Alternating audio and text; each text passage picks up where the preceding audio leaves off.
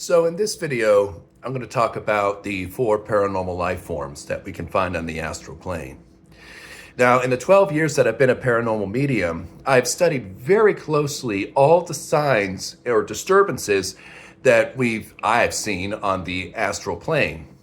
And I've discovered that each metaphysical life form or entity, as it's often referred to, has a distinct set of disturbances that they cause, which can help us figure out what sort of entity it might be.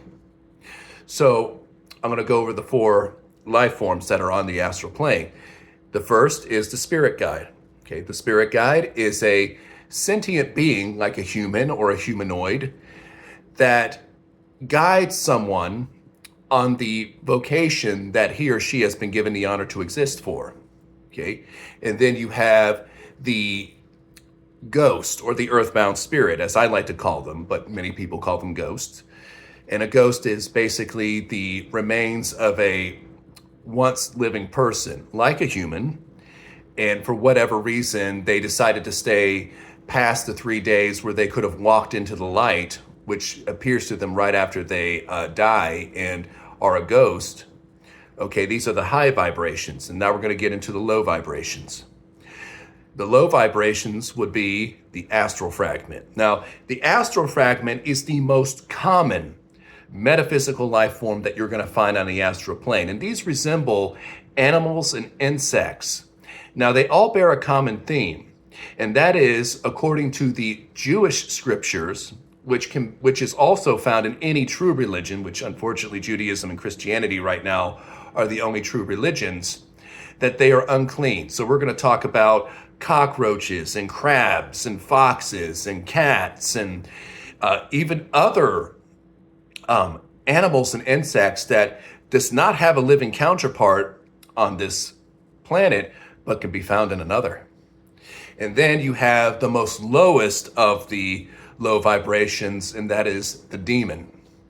And the demon is a sentient entity that is malicious, that drains life force from a human being or another sentient being that is of a spiritually advanced race. And there's 4 spiritually advanced races right now in the universe, and that is the Lycans, which are elf-like humanoids, the Greys. You can probably look up pictures. It's kind of hard to describe them, but they're the one with the prominent heads, the large black eyes, but they're named Greys after their trademark gray skin. And then you have the humans, us, and then you have, what else? The Pleiadians. And the Pleiadians are more similar to Lycans in that they are a little slender in their build. They have prominent pointed ears, but they're not Lycans. And so the demons have a reflection, if you will, for every spiritually advanced race. So a demon is a 4-legged animal. It's about this big, like the succubus is about this big, and a master would be about probably that big. And they would have the head of whatever spiritually advanced race that they're dealing with. So humans, it would have a human head with some distinctive features, such as they don't have lips, so it looks like they're sneering. They have short hair, and their eyes are shut, and they don't need them to see. And they have stumps for legs, and they wear this strange body glove. Like it could be gray, it could be blue, it could be brown. It gives you an indication of how long it's been in that rank, and that is its uniform. And on the front legs of the demon is the identification, and it shows its name, its rank, and the name of the Leviathan that is commanding it. And so these are the 4 metaphysical life forms. So how do you know the difference between one or the other? Because some of the entities do have cause the same disturbance. And we'll go through that. A ghost and a spirit guide can cause the same disturbance, causing a knocking sound. Or basically a ghost goes like, it makes a loud noise. Well, a spirit guide can do it too, but a spirit guide can also move objects. Like, for example, I'm going to take this gaming headphone off. And it could take like a cord or something, and that's maybe hanging from something, and cause it to drop to cause a sound. And it's not a good I think you get the point. It's not the best way to explain it, but I think you get the point. But basically, what I remember before I even knew spirit guides existed, I remember I was reading in a computer room when I was living with my parents, and my stepmother had one of those like bungee cords that you can use to do exercises with, that elastic cord. Well, my spirit guides took the handles from behind the door, which was shut, with the handles being on the other side of that door, of a closed door, and then caused the handles, moved it, and then caused it to hit the door, causing the noise. Okay, so that's how you can tell a spirit guide from a ghost. A ghost can only knock, but a spirit guide can take objects and move them to cause a disturbance, to get someone's attention. Now, I remember when I first had that first disturbance, I thought I was scared out of my mind, but I still thought nothing of it. And so astral fragments, they feel like when they make contact with you, it feels like an insect or an animal is walking on you or around you, and you can't see it. But yet it feels like these insects or animals are either walking around you or walking on you. And also there's other signs for astral fragments, that is namely the white, red, and green orbs. Now these can be very small or they can be larger, but if you have a paranormal mediumship, the orbs, the white, red, and green orbs, are the primary sign that you will see visually. Now, I have yet to see any other contact that an astral fragment can make, because usually once I see the orb, I know what it is. But if you see the actual organisms on the astral plane, then it stands to reason that you'll probably hear them walk around. If they get close enough to you, as some did to me, you can hear them walk around you. And if they attack you, like trying to drain life force, like a bunch of astral foxes did one time, and they're licking my head like right here, I literally could hear them sniffing, looking for more life force, and that was very disturbing. But if you have a paranormal mediumship, you will have the ability to basically see not spirit guides, but astral fragments interact with you, much like an animal would. Like if a dog, you know how a dog sniffs. If you can hear a sniff next to your ear or hear it sniff, period, these astral fragments, these foxes, were behaving in the same way as if they were actually living being or living creatures. Okay. But also some people might have seen, and this is again, the most common life form. These are pests and animals. They could be found anywhere in your house right now. Right now, you have astral fragments in your house or in the place that you work or in your car, even in places that you never look. I mean, you'll find plenty of them in your commode. You'll find plenty of them in your drain. You'll find plenty of them in dark corners. And one day I'll make a video on how to manage, astral fragment infestations in your home. But this is the most common, and basically it's everywhere. It's hardly even what I would consider legit paranormal activity, because it's just so normal at this point. And then you have the demons. Okay, the demons have a really unique set of signs that they that manifest when they are around. So first you have poltergeist activity. Now, many people think that poltergeists are these malicious and mischievous spirits that can cause furniture to shake. Some people believe that they can stack chairs, kind of like what they did in the Poltergeist movie. Which, by the way, there is a lot of truth in the Poltergeist movie about paranormal activity, but that's a video for another day. But poltergeist activity would be shaking furniture like a bed or a table. I have seen this myself, and there is no rational explanation for it. And then you have foul odors.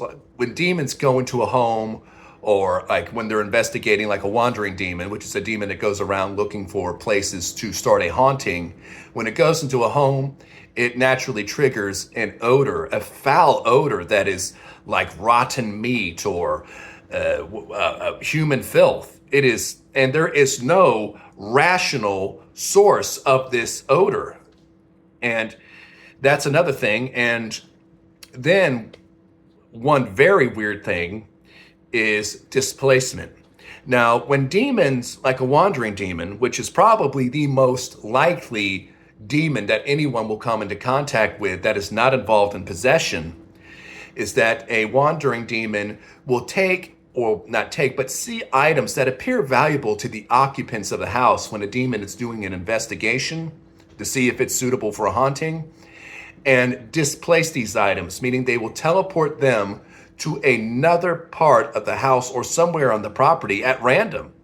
And this is often in a place that no one would think to look. And I remember having this as an example because when I was suffering from possession one time, I remember, I think I was getting ready to go somewhere and I was in the restroom brushing my teeth and I had my keys right next to me on the sink. And so when I was done cleaning my mouth and I looked down, the keys were gone and I knew I had put them there. So something strange had happened. So I start going around the house looking for it. It's not my bedroom.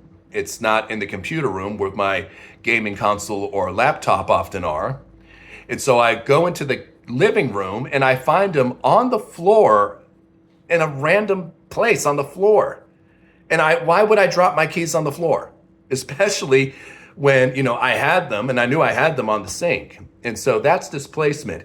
It could be keys or some other item that a demon thinks has value to you, And again, it could be in a place that you may not think to look. So, one day, it could be even years later, you might find this object in a random place that you would have never left it or dropped it or misplaced it. So these are the signs of demons. Now, I want to go back to spirit guides. Spirit guides are often known as shadow people. And there's no such thing as a unique entity known as shadow people. That's just a misunderstanding. However, spirit guides often appear as a human-like being wearing a black robe. Now, they can wear other attire, but they do wear a black robe with a hood, and this is the attire that we wear in heaven. Just a simple robe with a hood, nothing on underneath. There's no need for it. And this is what the spirit guides often are seen as. In fact, this is the most common attire that I've seen over the years that people see when they see their spirit guides. And these spirit guides can also interact with you.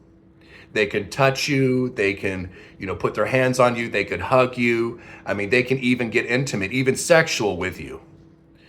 And so that is when you have these sorts of contact, which is from a being that is not there, that is metaphysical, but it feels like a human being, that would be a spirit guide. So hands or, the feeling of a human-like body, that would be a spirit guide. Ghosts cannot do that. Demons can't do that. Astral fragments, it will feel like insects or animals, but a spirit guide would feel like another human or human being is interacting with you in some way, shape, or form.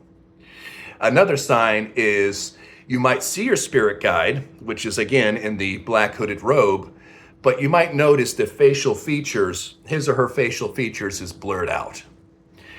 This is also a sign of a spirit guide. It's just further evidence, a secondary sign, I would call it. And the reason why they have this blurred appearance is that they belong to an alien race. They could be a Pleiadian, they could be an Arcturian, which has blue skin, they could be a gray, okay? And they blurred their face out because you may not be ready to see it because the sight of them might disturb you or might confuse you. And that was the case with my leading spirit guide, which was the high priestess guide. When I saw her in the computer room in my parents' house, I saw the black hooded robe. She had this blonde hair that seemed to be giving off its own illumination, but her face was blurred. And I found out later she was a lichen, the elf-like humanoid. She passes for human, but has slanted eyes, the prominent pointed ears, and have a slender figure.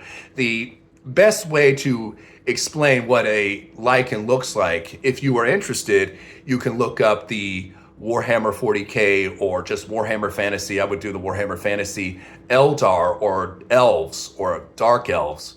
They are what a lichen would look like. humanoid, prominent pointed ears, and a slender yet very but curvaceous figure, given how slender it is. They don't have the build of a human. Humans have a bigger build. So what else? Oh, another one for the ghosts. The ghost also causes what are called cold spots or cold feelings. Now, a lot of people call them cold spots because you might be able to run into one and feel a cold feeling, but what happens when you feel a cold spot, it's more of a cold feeling. And that's when a ghost gets so close to you, your body begins to feel the transdermal plasma layer, which is like the outer skin of the ghost. And the ghost is basically just this giant, we can call it a giant orb or circular being that has this outer skin called the transdermal layer, an ion field, which I'll explain in a minute. That's also causes a sign, and then the central vortex, which is the soul, which is this golden orb. And so, but the cold spot is you making contact with the transdermal layer of the ghost. And when your body makes contact with it, or it makes contact with your body knows that something is touching it, but it can't utilize any of the five senses to understand what is touching it. And so it registers as shock. And that is where the cold feeling comes from. Your body is making contact with the ghost, or your ghost is making contact with the body, and the body is in shock because it doesn't know what is happening. Now, a spirit guide can also cause a cold feeling to come over you, but again, you will feel a physical sensation such as hands or another part of a human or human-like body, which will help you distinguish between a ghost cold feeling and a spirit guide cold feeling. And then finally, for the ghost, you have the blue lights. Now, ghosts need to gather energy to cause disturbances, such as the knocking. And they need an electrical source to do so. So they will go around the house that they happen to be haunting, whose occupants they're haunting, that is, and they will find an electrical source and start pulling electricity from it. As they feed off this electrical source, they will cause a blue flash. That's their ion field flickering. Okay, and when you see this, it causes a blue light that is the size of what a human being could be in height. So if you see this large blue light that looks, more like large enough to where it would be a human of any varying height, then that would be a ghost. But the astral fragments also cause a blue light, but their blue light is a circular orb. And when you see that blue light, that means they are signaling for a mate. And, astral fragments reproduce exactly like their living counterparts. So if you see the blue orbs, circular orbs, that is an astral fragment, and it's signaling for a mate. It's just normal occurrence on the astral plane. And so these are all the signs that each paranormal life form can cause in terms of disturbances. And in the 12 years that I've been a paranormal medium and I've studied these things very closely, they are patterns. A ghost has these patterns of disturbances, spirit guides, these patterns, so on and so forth. And even if some of them have overlapping signs, then look for other signs, the ones that I have discussed, that could distinguish one entity from another. And if you want a list of signs to look for, you can simply go onto my Quora page and you will see on a pinned comment what entities cause what signs. So therefore you'll have an outline of what to look for when you're trying to determine what type of paranormal activity is happening around you. And so there you have it. These are the 4 metaphysical life forms that are on the astral plane. There are none others. There are no others. Now, it is possible for someone to come onto the astral plane like a divine being or an angel, but that rarely happens, though I have seen it happen. But you'll find that my understanding of the paranormal is perhaps the best because it is the simplest. Simple in terms of signs, simple in terms of understanding of what they can and cannot do, but also there's not this confusion and contradiction that I often see with other psychics and mediums who come up with the ideas such as trickster spirits, or believing that poltergeists are their own independent entity, or that there are sentient beings like ghosts, for example, running around the astral plane pretending to be spirit guides. I find that the best explanation is the simplest explanation. And from what I've learned these 12 years, along with what I've learned as a prophet, this is the best explanation because it is the simplest. And so there you have it. And if you ever have any disturbances, or people who have disturbances, this video would be a good place to learn how to detect what sort of disturbance that is happening in your home. But keep in mind, it is very rare for this to happen, but it doesn't mean that it does not. So there you have it.